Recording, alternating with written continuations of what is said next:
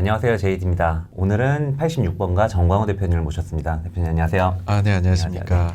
지금 실리콘밸리 뱅크 사태 때문에 예. 금융시장이 폭락을 했다가 반등을 했다가 난리예요. 그래서 미국 정부가 오늘 아침에 예금자 보호를 전부 다 해준다고 하면서 이게 일단락 되는 것처럼 일단 표면적으로 보여지는데 이번 사태가 이제 리만처럼 번지는 걸 가장 두려워하는 거잖아요. 네네. 이거 좀 어떻게 생각하세요? 제가 생각할 때는 리만 사태하고는 좀 많이 다르다라고 네네. 보고 있어요. 왜냐하면은 리만 때에는 한 은행이 했던 행동을 다른 은행들도 다 같이 일단은 했다라는 공통점이 있는데 장기채를 샀다라는 거는 비슷하게 했는데 거기에 대해 가지고서 지금 뭐 SBB 같은 경우는 해지도 전혀 이제 옵션 상품에 돼 있는 게 없었고 네네. 그다음에 비중도 과도했었고 또 나머지 론 자체도 상당히 다른 데는 상업이나 뭐 이런 소매 쪽에 들어가 있는데 여기는 거의 대부분이 이제 벤처업계 쪽에 네네. 들어가 있는 그런 점들이 좀 독특함이라고 저는 느껴지거든요. 네네. 그러다 보니까는 차이가 있다라고 생각을 합니다. 뉴스들을 보면은 뭐 이런 비슷한 상황에 있는 은행들이 한 20개 정도 뭐 된다 뭐 이런 기사 헤드라인만 저도 봤는데 정말 20개로 번지면은 조금 문제가 될 수도 있잖아요.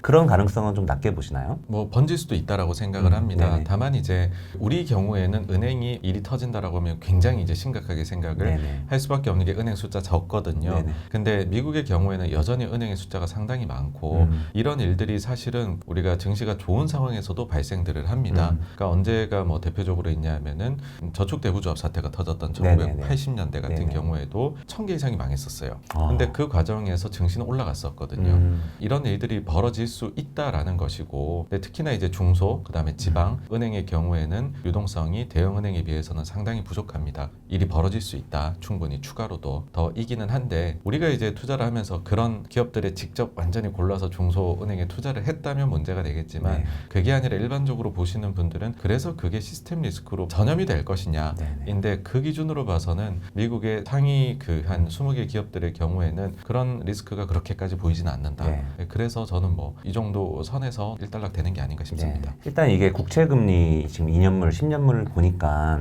며칠 사이에 뭐 5%에서 4.4% 정도까지 2년물 기준으로 내려오고 뭐 10년물도 아마 한 3.7% 정도까지 내려온 것 같아요. 그래서 저는 연준이 지금 빅스텝을 할까봐 지난주까지만 해도 사실 사람들이 되게 두려워했잖아요. 그래서 저는 이 사태를 보면서 야 연준이 이거 웬만하면 50p 못 올리겠다. 웬만하면 그냥 안 올리거나 25bp 정도로 마무리하면은 일단은 증시는 오히려 괜찮은 게 아닌가? 라고 생각을 했는데 이건 좀 어떻게 생각하세요? 이번에 보시면서 좀 놀라셨을 거예요. 금리가 이렇게까지 빠르게 움직이는 존재인가. 또 한 가지 좀 이제 여러분들이 생각하셔야 될 게 있는 게 금리를 만약에 25bp로 올리면 모든 구간이 다 25bp가 반응해서 올라가느냐.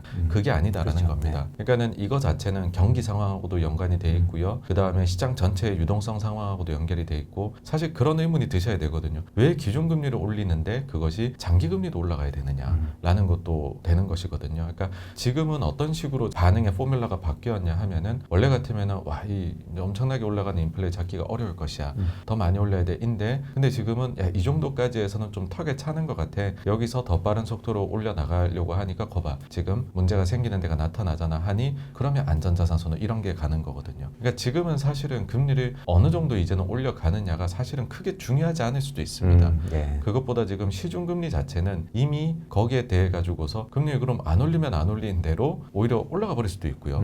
반대로 올리게 되면은 그럼 또 추가적인 제2, 제3의 SBB가 나오면 어떡하지? 네. 라는 생각이 나올 수도 있어서 금리가 사실은 지금에서는 피크는 확실히 친 것 같다 네. 라고 생각을 하고요. 금리가 피크 치고 이렇게 시중금리가 좀 안정화되게 되면 다시 경제 주체들 입장에서 좀 숨통이 트일 것이다 라고 생각을 합니다. 네. 그 경제 주체는 주식을 하는 사람들도 포함되는 건가요? 네, 주식하는 사람, 뭐 집을 사는 사람 아니면 뭐 기업을 경영하는 사람 전부 다 이렇게 포함된다고 네. 봅니다. 사실 지난주에 이제 이 사태랑 더불어서 고용 지표가 나오면서 저는 굉장히 긍정적으로 봤거든요. 실업률도 사실 조금 오르기 시작했고 임금 상승률도 조금 꺾이는 듯한 모습이 보여졌는데 이걸 두고도 사실 사람들이 되게 의견이 좀 분분하더라고요. 이거는 좀 어떻게 보세요? 그 수요일부터 금요일까지 나온 각종 고용 데이터들은 연준이 생각하기에 가장 좋아할 만한 그렇죠. 그런 네. 식으로 나온 게 아닌가 조합이 생각을 네. 합니다. 최근에 연준에서 조금 고용을 바라보는 바라보는 눈빛이 달라진 게 있습니다. 어떤 거냐 하면은 원래는 고용이 좀 불어져야지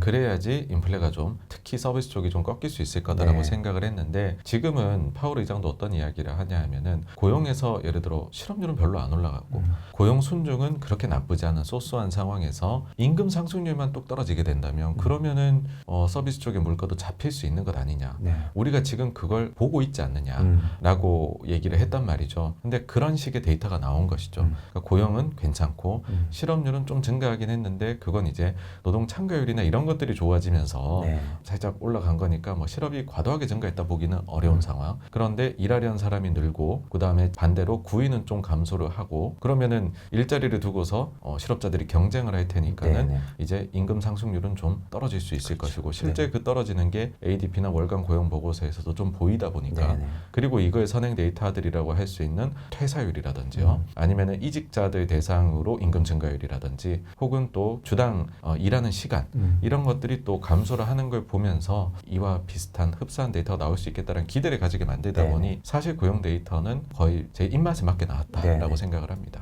저는 근데 시장 참여자로서 파웰 의장이 참 이해가 안 되는 게 1, 2월만 해도 사실 굉장히 이제 비둘기적으로 가려고 했는데 한 달 데이터 보고서는 이상하게 또 매파적으로 굉장히 강하게 바뀌었잖아요. 그러면서 이런 고용 데이터를 보고 또 바로 3월에 과연 바뀔까? 약간 그런 의문이 드는데 네네.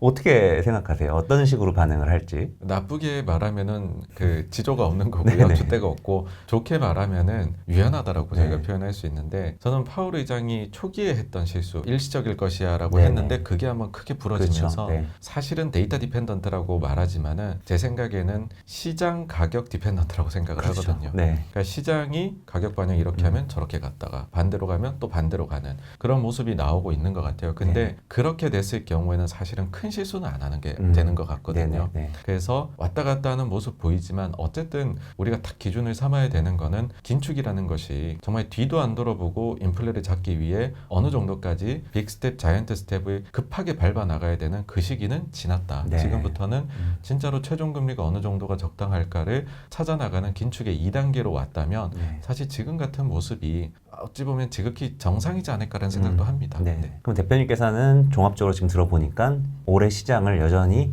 굉장히 좋게 보신다라고 느껴지는데 맞나요? 네, 그렇습니다. 그러면은 지난번에 오셨을 때 이제 올해는 경기 민감주 여기에는 뭐 반도체도 포함이 될 수 있고 뭐 IT 가전기기 업체들이 될 수도 있고 화학 철강 여러 가지 경기 민감주들이 있잖아요. 그쪽이 제일 좋을 것 같다라고 말씀을 한 2달 정도 전에 해주셨던 걸로 기억을 하는데 그 뷰는 여전히 유지를 하고 계시는가요? 네, 사실 그쪽에 관련되어 있는 기업들이 네네. 중국의 영향을 많이 받는 네네. 곳들입니다. 근데 처음에 한번 반등을 했었고 그때는 이제 기대감인 거죠. 실제 숫자는 나오는 게 네. 없지만 상황은 여전히 지독히 나쁘지만 그랬고 그런 것들이 중국 데이터도 보면 선행 데이터는 좋아졌어요. 그러니까 반응이 있었던 거죠. 근데 지금 뭐 예를 들어 생산이라든지 소비라든지 우리가 흔히 동행 데이터라고 얘기하는 네. 거 그 데이터는 이제부터 조금씩 좋아지기 시작할 거라는 거죠. 네. 그러니까 좋아지는 걸 보면서 좋아지는 정도에 따라서 저는 또 추가로 반응을 하지 않을까. 그러니까 원래 맨 처음에 기대감만 가지고 했다가 아유 너무 나갔나 하다가 실제로 또 숫자가 올라오면은 역시 그게 맞았어. 네. 이런 식으로들의 우리가 과정을 거치잖아요. 네. 근데 지금 중국이 어쨌든 리오프닝을 차근히 아주 잘 해나가고 있다고 네네. 보기 때문에요. 그 부분에 있어 가지고서는 계속해서 뭐 저거는 이어질 이슈이지 않나라고 생각합니다. 국내 증시는 어쨌든 이익이 중요한 건데 국내 증시든 뭐 어느 증시든 간에 그런 EPS나 이런 거가 계속 하향되고 있었잖아요. 이런 거는 움직임이 지금 좀 어떤가요? 네, 계속해가지고서 하향이 일어났고 네. 미국 기준으로 말씀을 드리면은 이제 작년 여름의 고점 대비해서 거의 한 12% 정도가 내려온 네. 것 같아요. 근데 최근에 숫자를 보게 되면은 횡보를 하고 있고요.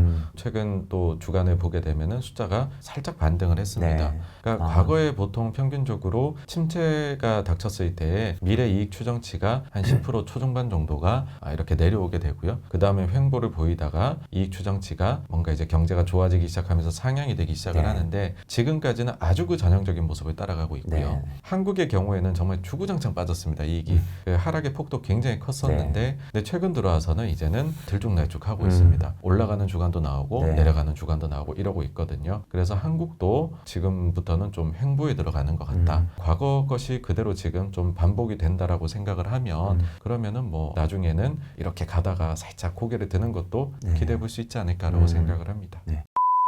사실 1월에는 이제 SK 하이닉스나 삼성전자 같은 대형주들이 오르면서 주가 지수 자체가 이제 꽤 올랐던 건데 2월 이후에는 사실 에코프로 관련된 배터리 주식들이 또 난리를 치면서 대형주들은 오히려 눌리고 코스닥이 굉장히 강했잖아요. 이 배터리 산업에 투자를 하는 거에 대해서는 지금 현재 시점에서는 좀 어떻게 생각하세요? 사실 우리가 이제 기본적으로 가치 대비해 가지고서 가격 매력이 있는 누가 그러는 거죠. 최고의 주식을 최대의 가격으로 살 거냐 아니면은 적당한 기업을 진짜 싼 가격에 살 네. 거냐라고 하면 투자자 입장에서 안전 마진을 생각하면은 후자 쪽이 이 확률적으로는 높습니다. 네네. 다만 그런데 저는 이런 일이 벌어지는 것 자체가 시장이다라고 생각을 해요. 네. 항상 시장에서는 이런 일이 벌어질 수 있는 그렇죠. 거고 네. 그 중에서는 그게 합당화되는 나중에 두고 보면은 그런 기업도 있고 또 아닌 걸로 판명되는 기업들도 나오고 그건 너무나도 당연한 거고 저는 이걸 보면서 느끼는 건 어떤 것이냐 하면은 투자 심리가 좀 돌아오고 있구나라는 전체적으로 네, 생각이 네. 듭니다. 원래 이 투자 심리가 많이 죽어갔었던 그러니까 작년 하반기의 경우에는 사실은 호재가 나도 반응을 안 했었거든요. 근데 지금은 어찌 보면은 뭐 예를 들어 배터리 없으신 분들은 너무 이 뭐랄까요 지금 심리적으로 네. 타격이 있죠. 네. 아유 왜 저것만 오르고 내 건 안 오르지 싶지만 그래도 이런 희망을 가지는 거죠. 아 좀 좋은 게 나오면은 내 주식에게도 찬스가 올 수 있겠구나. 네. 라고 저는 그건 주식 시장이 그렇게 움직임이 그쵸. 있을 테니까는요. 뭐 어쨌든 시장의 당연한 흐름이고 그 또한 긍정적인 흐름의 한 부분이다. 네. 그렇게 봅니다. 또 이제 2월 이후에 가장 큰 이슈 중에 하나가 결국엔 SM 쟁탈전이었잖아요. 근데 공교롭게도 대표님께서 사실 엔터 업종을 굉장히 좋아하시고 전문가신데 어쨌든 간에 지금 이제 하이브가 발 빼면서 오늘 제가 종가 못 봤는데 한 2, 3% 빠졌나요? 뭐 아마 네, 그랬던 네. 것 같은데 이 엔터테인먼트 사업이 이번 사건을 전후로 해서 좀 어떻게 흘러갈까요? 일단은 엔터에 대해 가지고서 네.